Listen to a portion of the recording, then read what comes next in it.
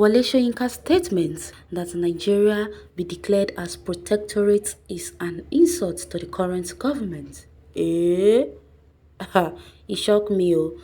Popular playwright Professor Wole Soyinka has recently broken his silence on the incessant abduction of students by bandits, especially in the north.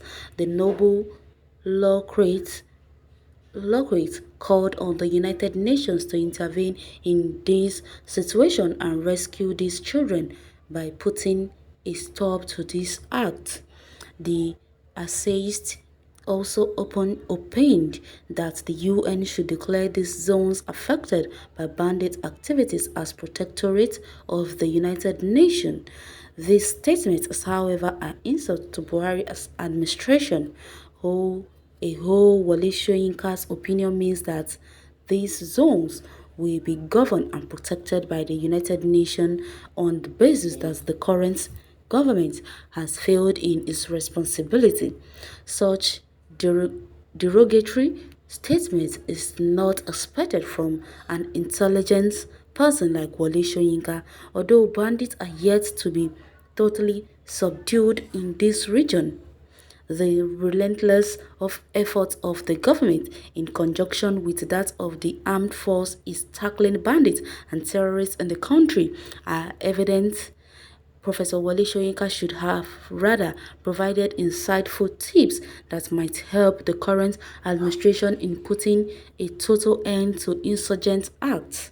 Wow, you people are indeed crazy and insane. Who is this writer actually? So what Wole Soyinka said is wrong, right? So why won't you say it is wrong? You will say it's wrong.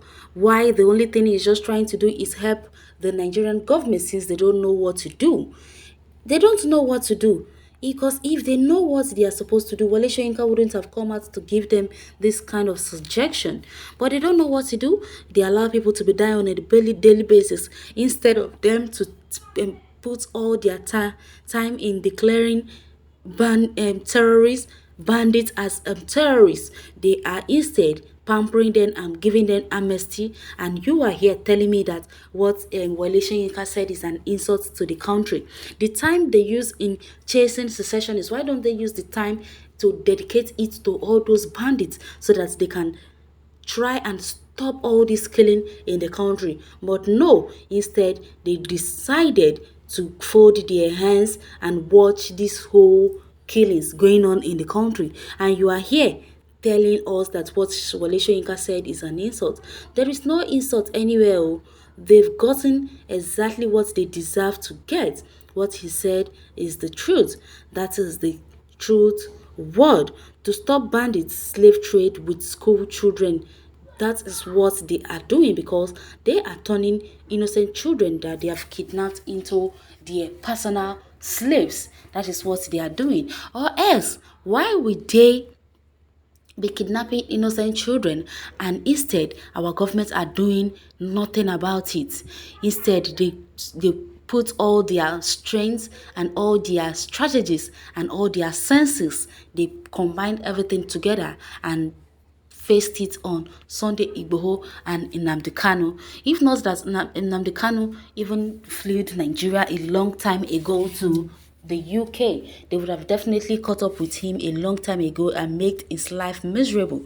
Even now that they went all the way to Kenya to abduct him and bring him to Nigeria, what have they been doing to him? Instead, they left him in DSS department to languish and suffer without even giving him adequate treatment, not even a lawyer, an access to his lawyer, if not of recent, and not even an access to his doctor. So what are we talking about? You are here telling us that what Wole Soyinka said is wrong. Who are you to say what he said is wrong? Thank God Sunday Igboho later fled to Benin Republic.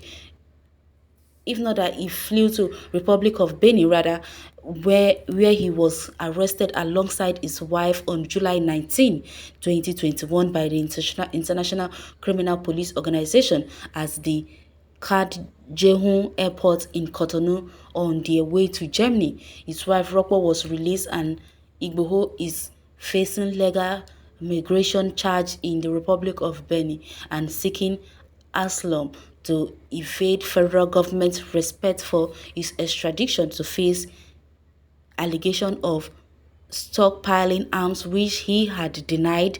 Reacting to the development, Soyinka condemned the federal government's role in Igboho's travails. Soyinka stated this is an appeal to the government of the Republic of Benin. Why are you keeping the victim in your prison? What crime did he commit against your state that you are holding him in prison instead of letting him continue his journey? Igbo has not committed any crime against any known law in this nation.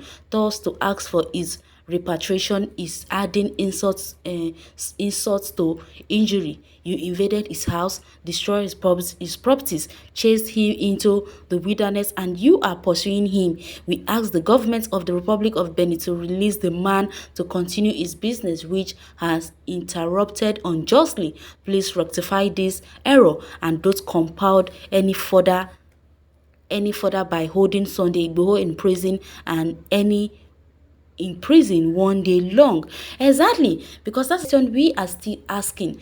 Why is the Benin Republic even holding Igboho? Because that one is another thing we are still as in.